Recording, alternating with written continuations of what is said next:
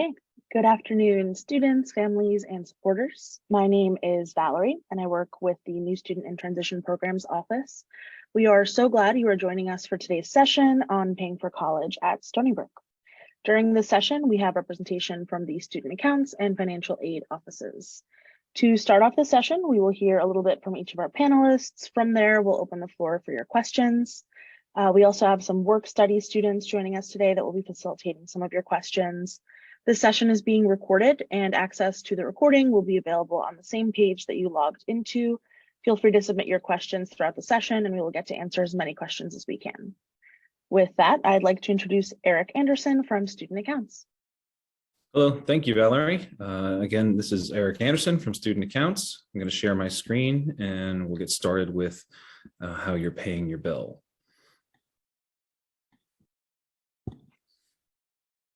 Okay, so paying for college. This is a presentation by my office, which includes Bursar, student accounts, parking services, and campus card. Now, as a new student, you may need parking services, especially if you're commuting. That's handled through my office, and all of you will need an ID card. So you will be receiving an email in the near future with an invitation to submit a selfie to be included on your ID card. So where are we located? We are on the second floor of the Stony Brook Union, Suite 207. We are next to financial aid and also a registrar. What we do is we post charges to your student account. We process residency applications. That's if you are billed at an out-of-state rate, but believe you are a New York State resident. That application for a change can be submitted to my office. We also issue invoices, process payments. If you have more funding coming in than you do have charges, we issue refund checks to you. We hand out parking, hang tags, and distribute the ID cards to the campus. So student invoices are generally issued mid-month.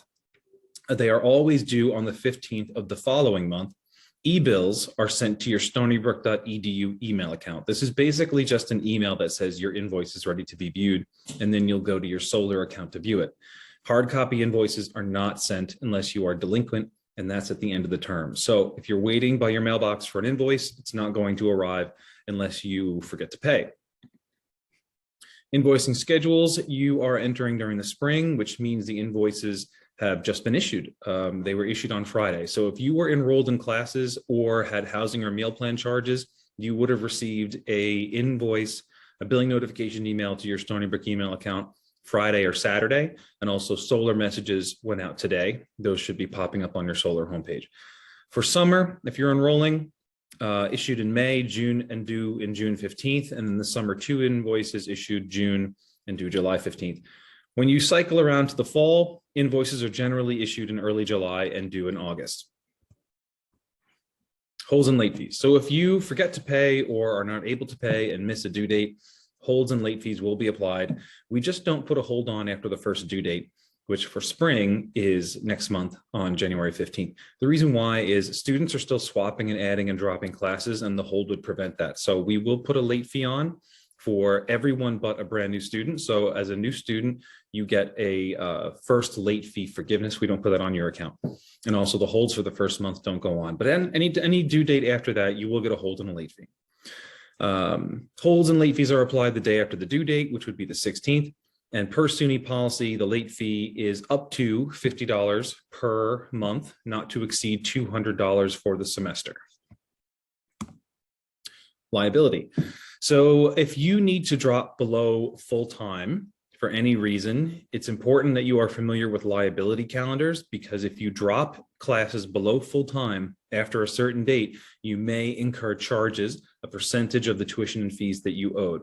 These are linked on our website, but here's an example. So for spring 2023, if you drop below full-time, drop some classes before January 29th, you have 0% tuition and fee liability. You won't owe anything for that dropped class.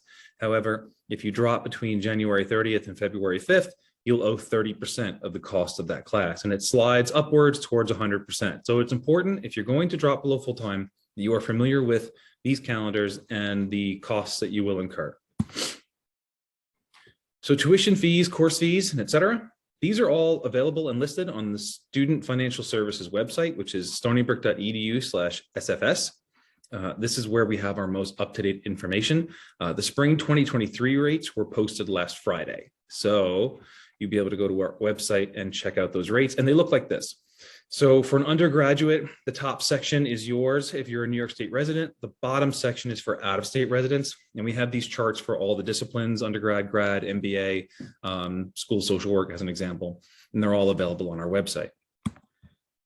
Past due balances. So what happens if you have a past due balance, aside from late fees and holds? At the end of the semester, we'll be sending you a hard copy Section 18 notice. Now, what the Section 18 is, it's language mandated by New York State finance law that says you will have collections, interest, and fees assessed to your account if you don't pay it within 90 days. After 90 days, if you haven't paid that bill, we do send the account to a collections agency, and there are additional costs and fees. We don't like to see this happen, so my office reaches out to students through Solar Message, email, and phone calls, warning you of what is going to happen if you aren't paid in full. But reach out to my office if you have any questions about payment and how those deadlines impact you. So next year's rates, we do get a lot of questions about what it will cost next year to be a student. The answer is we don't know yet. The tuition and fees are approved by the SUNY Board of Trustees. The approval usually arrives in June. So we don't post the rates for the next year until after the approval is sent to us. And usually that's in mid to late June. As it's noted on the slide, there have been a few instances in the past decade of mid-year rate changes. That has not happened this year. So the rates that we had for fall are the same as they are right now. So next fall, next June, July, we should have approved rates, and we'll post it on our website. How to contact us? We have a few different ways to get in touch with my office. The first is come to the counter and visit us in person. We don't have appointments one-on-one in the office because we have a lot of sensitive information in the office suite, but we can help you at the counter. Those hours are Monday, Wednesday, Thursday, Friday, 8:30 to 5, Tuesdays, 8:30 to 3:30. Our phones are on and available 10 a.m. to 3 p.m., staffed by members of my office. We also have live chat. You can chat with us over a computer. That's available from 9 to 3:34 or 3:35, and that is also staffed by members of my office. And we also have our contact page. So if you click on the link that will be available to you, you can go right to our contact page and submit an email questionnaire straight through a form. The fastest way to get in contact with us and the fastest way to get an answer is through live chat. So we do prefer that. All right, and now time for questions. I will stop sharing my screen and go to the chat and the Q&A. I don't see any open questions. I do want to add that if anyone is paying with a 529, it's very important that you reach out to your 529 provider and request the payment sent at least 5 business days before the due date, because they might say they're processing it immediately. It does take them time to process that payment, get it sent out. If we don't have the check in our hand on the due date, it is late.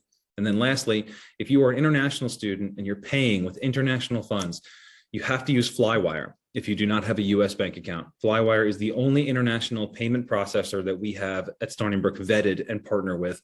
That option is available to you when you go to your Solar page under Campus Financial Services, click on the What Do I Owe link. When you view your bill, Flywire will be an option for you. And I see, there we go, one question. So how do international students pay? There's your answer for that. You go to your Solar page, click on What Do I Owe under Campus Financial Services. You'll see Flywire as the option. And Flywire has excellent customer service in, I think up to 30 languages at this point. And it's not a Google Translate. It's a human who speaks that language, and they're available to help you. Another question. My son is a transfer student. I was told that I will not know how much our payments will be until he schedules classes. That's sort of true because each student might have different charges. For example, course or class fees. A good example of a course or class fee is if your student is going to be taking pottery. Usually those classes have an additional fee to pay for the clay. So the charges might be a little different. That being said, you can go to stonybrook.edu/SFS, Student Financial Services, SFS, and then click on tuition and fees. You'll be able to tell in most cases how much it'll cost to pay to be a full-time student. So if you're an in-state undergraduate student or an out-of-state undergraduate student, that information is there for a full-time student. I would just say pay attention to the insurance charge. On that chart, there is a line for insurance. If you have your own insurance, deduct that from the amount that you're going to expect to pay, because the insurance charge is quite large. And then if you're going to enroll in the time option payment plan, which divides your payments into 4 installments, just divide it by 4. And that's going to be a pretty accurate total for what you'll expect to pay. How many days does it take for amount to reach from Flywire to you? That's a really good question. Typically 2 to 3 business days. So we can see when the payment was initiated, we can see when it was guaranteed, and then it's transmitted to us when we process it to the account. But typically 2 to 3 business days. Okay, I am going to stay on the call to answer any questions that pertain to my office. They pop up, but I will hand it back to Valerie. Thank you so much, Eric. From here, I would like to introduce Diana Rico from the Financial Aid Office.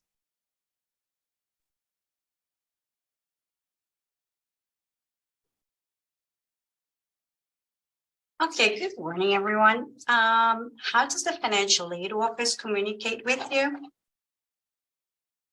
And you go to your solar. Okay, this will be the home page on the right here, the left top hand corner. That's where you're going to see any to-do that we may need from you. So our office needs documentation. We will do it through solar on your to-do list right here. Understanding the status of your to-do list. If it says active or received, like this one, that means no current action is required by you for the specific item. Resubmit or not received, immediate action is required. You need to give us a documentation you're requesting. Notified, our office has communicated with you via email regarding specific item. This item is usually the item with the resubmit status. So please always take a look at your to-do list on solar, because if we need any documentation, we won't be able to process your aid. Unresolved to-do list items can be significant impact on your financial aid and may prevent you from being awarded. So keep an eye on it. Go every week. It doesn't matter. Filling the gap. What do we do when your financial aid awards do not cover your university charges? You have the option of options to cover the gap between the financial aid awards and your university charges. You can pay the balance in one of 2 ways: credit card payments. Log on to your Stony Brook Solar account under Campus Financial Services, click on account information, payment, then account summary, and what do I owe. This is what Eric was just talking about. There will be a link at the bottom of the page to pay your bill, your tuition fees. For personal checks, you would send it to that PO Box 619. And number 2, you can sign up for university time option payment plan. Once again, you log on into your solar under Campus Financial Services, click onto the account information, payment access, link to enroll. Review bursar or student accounts website for deadlines to sign up for the plan. Depending on when you enroll, there's a 3 or 4 month payment plan. For more information, you can just click on to Stony Brook /SFS. Then you can also have the parents taking out the loan, which is a Parent Plus loan. This is a federal loan in the parent's name, which is based upon a credit check. They have an origination fee and a fixed interest rate that is listed on the application. The repayment of the Plus loan begins 60 days after the final disbursement. There is an option to defer these payments while the student is still in school. However, the parent borrower will need to contact their federal servicer to make these arrangements. They can borrow up to the cost of attendance as indicated on solar and can apply by semester or the academic year. You better work with the academic year, so you do it once and you do it for the fall, for instance, and then by the spring semester is already done. If the Parent Plus loan is denied, the student will be offered an unsubsidized loan for the amount of $4,000 or $5,000, depending on the student's current grade level. Private loans. Students can apply for a private loan, which are available if you need additional funding after applying for all federal and state financial aid programs. This is offered by a private lending institution and is based upon credit. This will be in the student's name, and the student may need a co-signer to apply. You have the freedom to select a lender, and the application process is handled directly with the lender you choose. If you need help, you can go to selecting a lender here on the preferred lenders at stonybrook.edu/FinAid. Private loans may be available to students enrolled less than part-time or in a non-degree program. Please make sure that you review the enrollment criteria before applying for a private loan. If approved, the loan funds will be sent directly to the school, to the university. For more information about the Parent Plus loan or the private loan, you can apply. Please visit stonybrook.edu/FinAid. It gives you all the information about both loans. If you need help determining the amount you may need to borrow in either a Parent Plus or a private alternative loan, there are helpful calculators located at the bottom of the Filling the Gap page on our website, stonybrook.edu/FinAid. Keep in mind, you can combine these options by filling the gap between your financial aid awards and your balance due. Excuse me. For example, if you have a remaining balance of $6,000 after accepting all financial aid awards in the student's name, you can apply for a Parent Plus loan for the amount of $3,000, then sign up for the time option payment plan for the remaining $3,000. What tuition assistance program tab is the application process, eligibility, important information. Application school code is 0875. The easiest way to apply for TAP is through the FAFSA. New York State residents attending New York State schools can link directly to the TAP application from the FAFSA submission confirmation page. If you exited FAFSA before completing the TAP application, you can fill out your New York State address and New York State college on the FAFSA. HESC will receive your information in about 3 days. They will send you an email with directions to complete the TAP application online. You can also apply directly by going to TAP. No, it was hesc.ny.gov/TAP.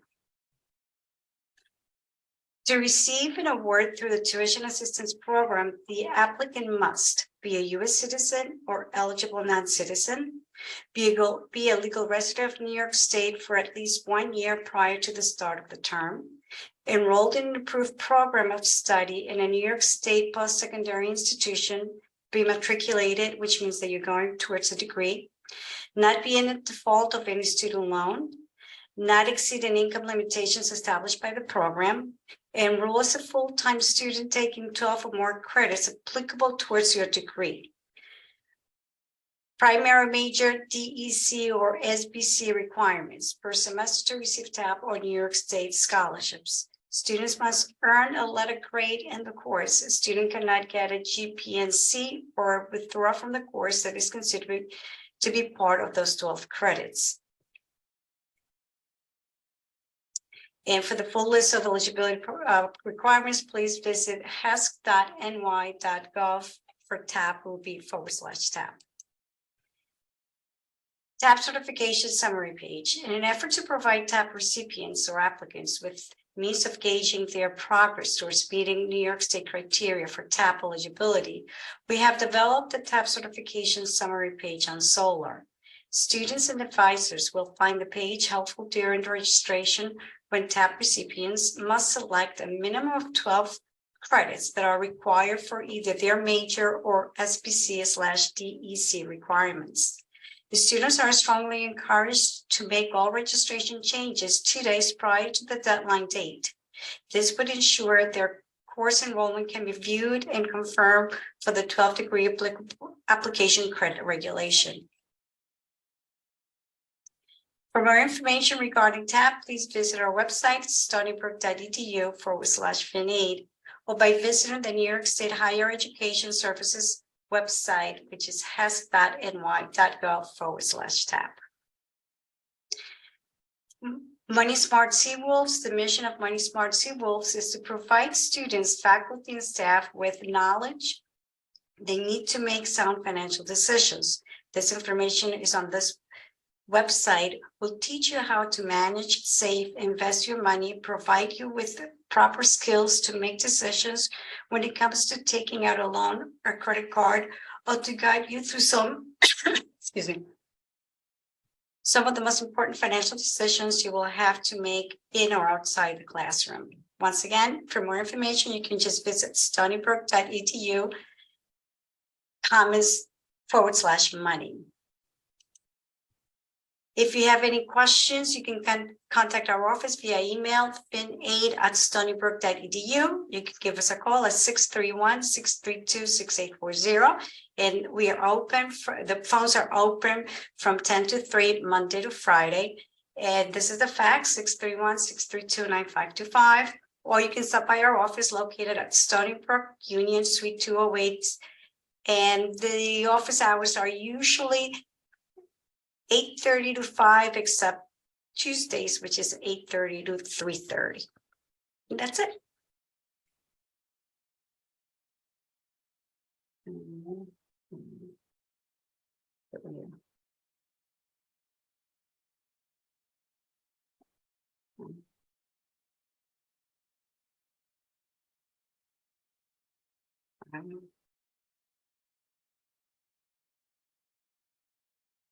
There should be at the top of your screen an option to stop sharing. Oh, I'm sorry.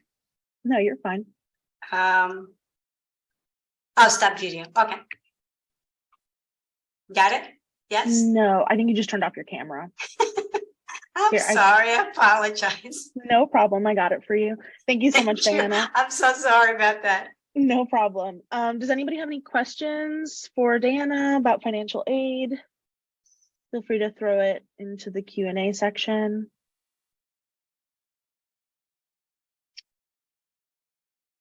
Okay, I can definitely supplement some questions.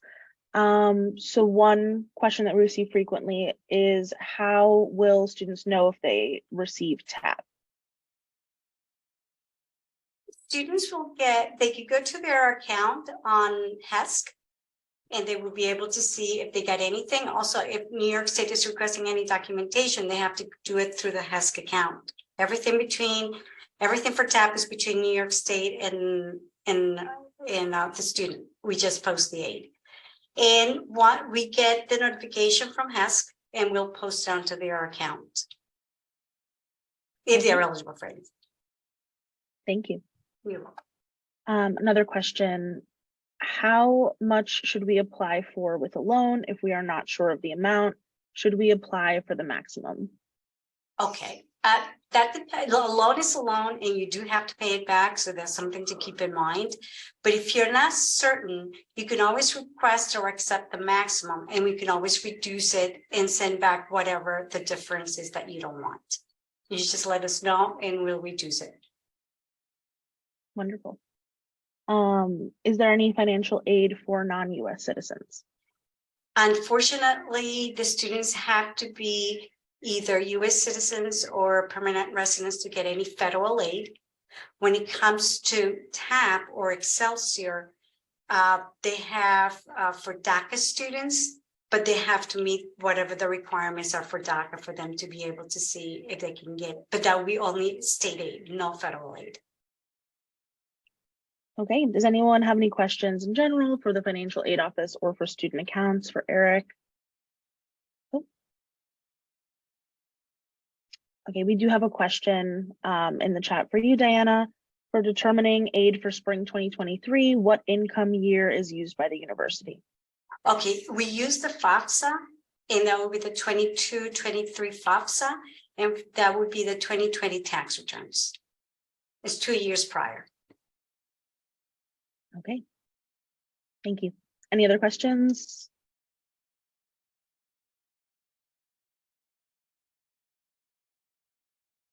Would you be willing to talk a little bit about federal work study positions? I know we have some work study students in the chat right now. Okay, for federal work study, we have to have the funding, and we have very limited funding, unfortunately. The students have to have the FAFSA. It has to have been completed by February 15th. But the earlier they do it, the better off the student is. They have to check off on the FAFSA that they want the work study. The FAFSA has been available, let's say for 23, 24 since October 1st. So if they haven't done it, they should do it now. Great, good advice. All right, last calls for questions from any of our attendees. Is there anything that any of our work study students want to add about their own personal experience, or perhaps our peer assistant leader that's in the chat as well? Okay. Oh, another question. What about on-campus jobs in general? I can answer this question. Okay. Or one of our students on campus can answer. Gabby, if you're there.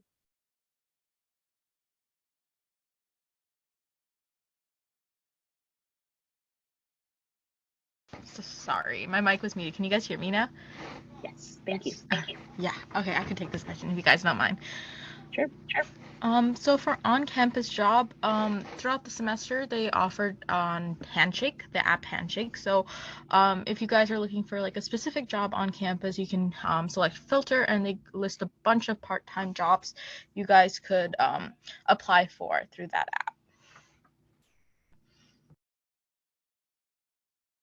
Great, thank you, Gabby. So just to reiterate, Handshake is a great app to look for campus jobs in general.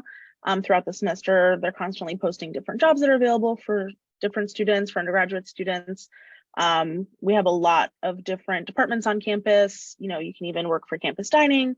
Any of the departments would be happy to have students on board. So there's usually quite a few jobs available to students at the beginning of the semester and throughout as they get posted. Any other final thoughts or questions that anyone would like to share?